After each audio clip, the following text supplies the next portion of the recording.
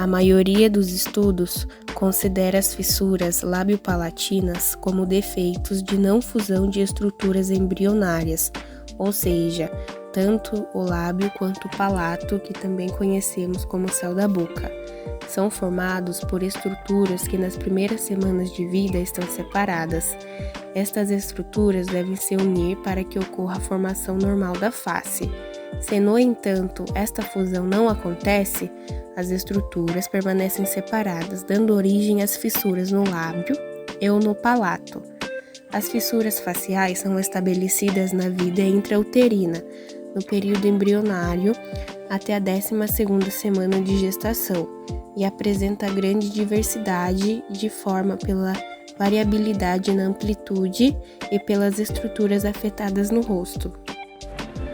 Nosso trabalho, nós iremos apresentar a importância da drenagem linfática na face para pacientes que tiveram cirurgias nesse mesmo local. As técnicas de drenagem linfática manual, ela pode ser aplicada em pacientes que passaram por procedimentos cirúrgicos na face. Ele evidencia quais são os benefícios que se traz aos pacientes com as técnicas sendo realizadas de maneira correta, se embasando em artigos científicos que comprovam a efetividade das técnicas e reduzido o acúmulo dos líquidos na face via sistema linfático. Mas adiante nós explicaremos o porquê, como e quais são as técnicas que serão realizadas a seguir.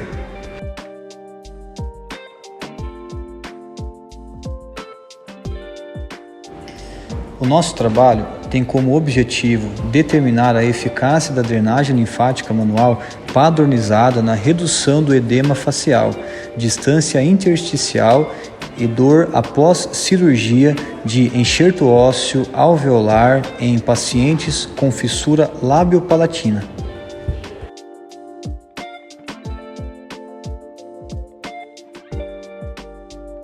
Estudo paralelo controlado, randomizado, aberto a 51 indivíduos com fissura lábio-palatina submetidos ao enxerto ósseo alveolar, divididos aleatoriamente em 2 grupos.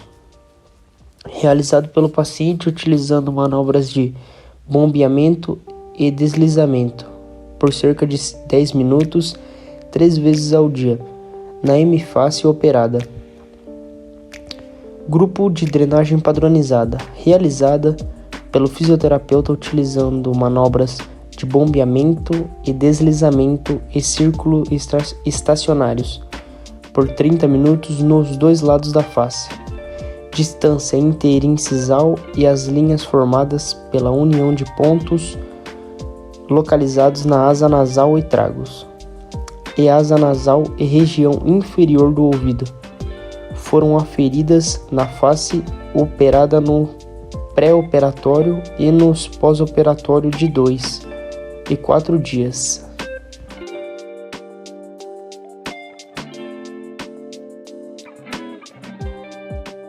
Primeiramente, fizemos bombeamento de 5 a 7 vezes em todas as regiões onde tem maior concentração de linfonodos, que seriam pescoço, supraclavicular, infraclavicular, axilar, cubital, cisterna do quilo, inguinal, poplíteo e maleolar. Então, começamos a fazer as marcações. Do músculo mentual e orbicular da boca, levaremos para o submentoniano. Do músculo zigomático e risório, levaremos para o submandibular.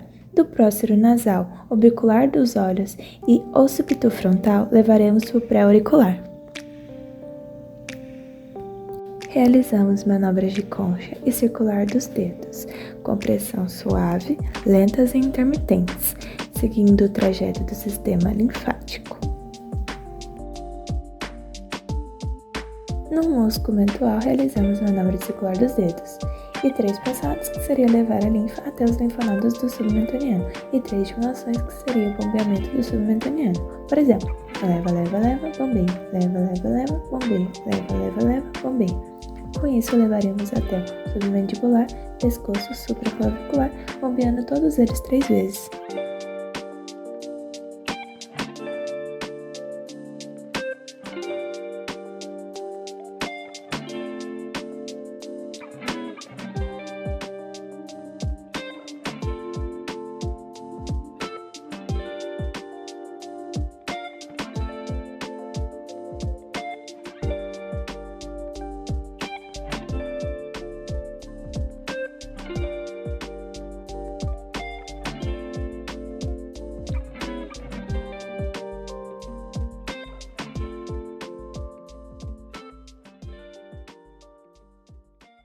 No músculo orbicular da boca, realizamos manobra de concha e 3 passadas, que seriam levar a linfa até os linfonodos do submentoniano, e 3 estimulações, que seria o bombeamento do submentoniano. Por exemplo, leva, leva, leva, bombeia, leva, leva, leva, bombeia, leva, leva, leva, bombeia.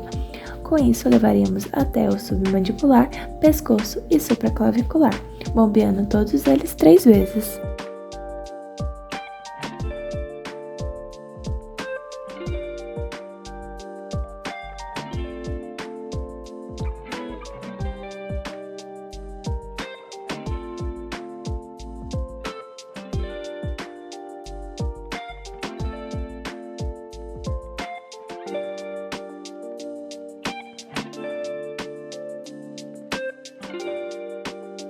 No músculo risório e zigomático, realizamos manobra de concha e 3 passadas, que seria levar a linfa até os linfonodos do submandibular, e 3 estimulações, que seria o bombeamento do submandibular.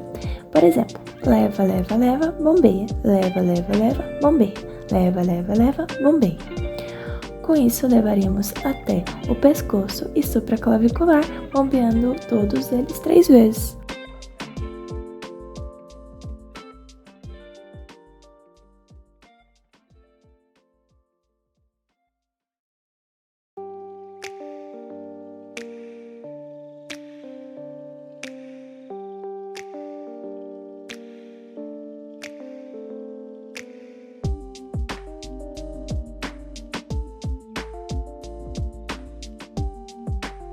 Nasal e orbicular dos olhos, realizamos manobra de concha e 3 passadas, que seria levar a linfa até os linfonodos do pré-auricular, e 3 estimulações, que seria o bombeamento do pré-auricular. Por exemplo, leva, leva, leva, bombeia, leva, leva, leva, bombeia, leva, leva, leva, bombeia. Com isso, levaríamos até o submandibular, pescoço, supraclavicular, bombeando todos eles 3 vezes. No músculo óccipito frontal, realizamos manobra de concha e 3 passadas, que seria levar a linfa até os linfonodos do pré-auricular, e 3 estimulações, que seria o bombeamento do pré-auricular. Por exemplo, leva, leva, leva, bombeia, leva, leva, leva, bombeia, leva, leva, leva, bombeia. Com isso, levaríamos até o submandibular, pescoço e supraclavicular, bombeando todos eles 3 vezes.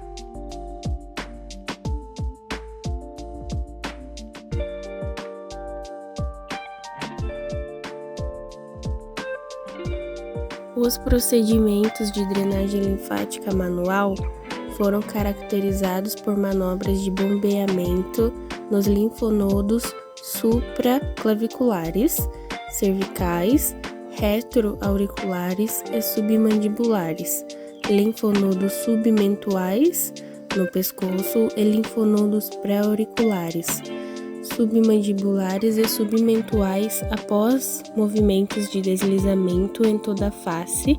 A face foi dividida em 3 partes, região inferior, média e superior, conforme a figura 1.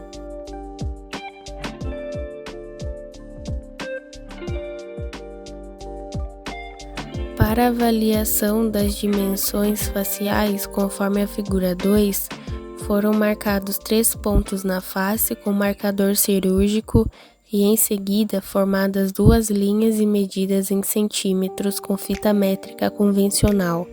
Essas linhas correspondiam à distância entre asa nasal e trago, linha 1, e distância entre asa nasal e região inferior da orelha, linha 2. As medidas foram avaliadas na hemiface operada, 3 vezes em cada período de avaliação, e o valor médio foi considerado para análise. A distância intercisal máxima ativa foi avaliada com paquímetro manual, no quadrante que apresentava melhor alinhamento da arcada dentária.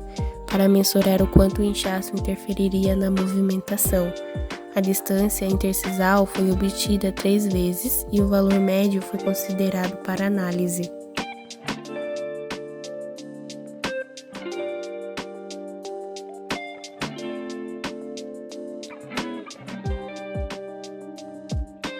As diferenças observadas nos valores das linhas 1 e 2 entre o segundo e o quarto dia pós-operatório demonstraram que a terapia proposta no grupo de drenagem foi eficaz na redução das dimensões faciais no pós-operatório.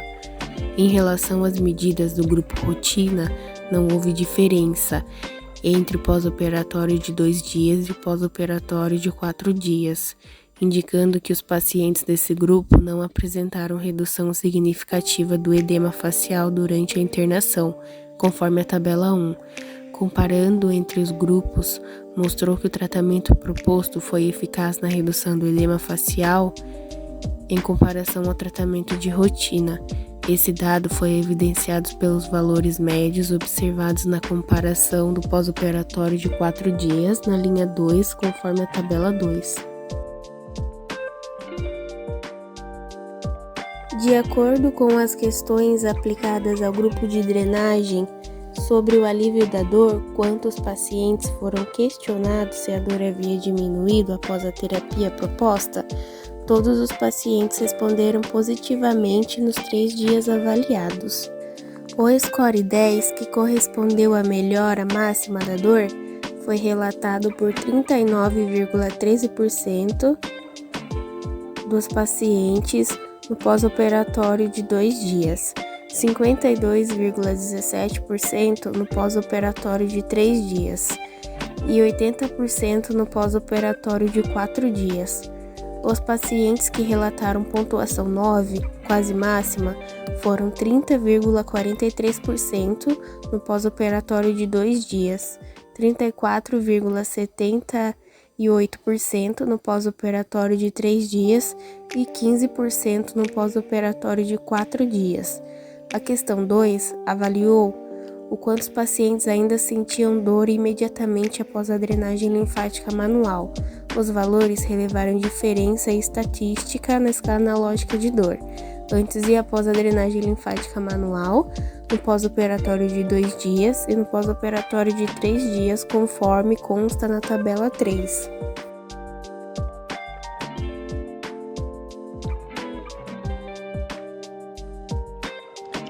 Concluímos que o procedimento de drenagem linfática manual proposto promoveu redução significativa do edema facial, da dor e aumento da distância intersticial. Portanto, este procedimento representa uma importante contribuição para a recuperação de pacientes com fissura lábio-palatina submetidos à cirurgia de enxerto ósseo alveolar. Olá a todos, meu nome é Camille, vou falar da experiência que a minha mãe teve com fissura lábio-palatina que o meu irmão nasceu. Ela relata que no começo foi muito difícil até entender de fato o que era a fissura lábio-palatina e a falta de conhecimento, sobre o assunto. Ela fala de todos os medos e anseios de uma mãe, na dificuldade que ela tinha de amamentar e posteriormente de alimentar, mas que tinha uma rede de apoio muito grande e logo iniciou os tratamentos dele em Bauru, no Hospital de Reabilitação de Anomalias Craniofaciais, e que lá ela encontrou outra rede de apoio, que ele tinha um acompanhamento com todos os médicos, e ela dá muita ênfase na questão da fala, na questão da fono, porque ele tinha muito atraso na fala e não conseguia se comunicar direito. Ela falou que a primeira cirurgia que ele fez foi com 3 anos de idade, não deu certo, ele teve complicação e que levou mais um tempo até ele conseguir fazer a segunda cirurgia, que também não deu certo, ele teve complicação, foi com 6 anos de idade, e a terceira cirurgia ele fez com 11 anos de idade. Ela falou que deu certo, fez um enxerto, que ela se lembra perfeitamente que ele voltou bem inchado, após a cirurgia e que a recuperação não foi fácil, mesmo ele já estando maior, não sendo mais um bebê. Ela diz que foi muito difícil, né? Retoma essa dificuldade e todos os medos que ela teve, mas que valeu a pena. Hoje ele fala perfeitamente bem. E a cicatrização foi boa também, porque hoje a marca da cicatriz ela é bem pequena, quase não aparece. Então tem um casal de amigos meus que eles tiveram também uma filha com essa patologia e eles descobriram na gestação. Então, durante a gestação, eles foram encaminhados para um centro em Sorocaba Sobrapar, que eles auxiliaram e foram guiando eles até o nascimento da filha deles. E com 3 meses ela fez a primeira cirurgia para correção do parto e após 1 ano fez a correção na parte labial, né, para fechamento.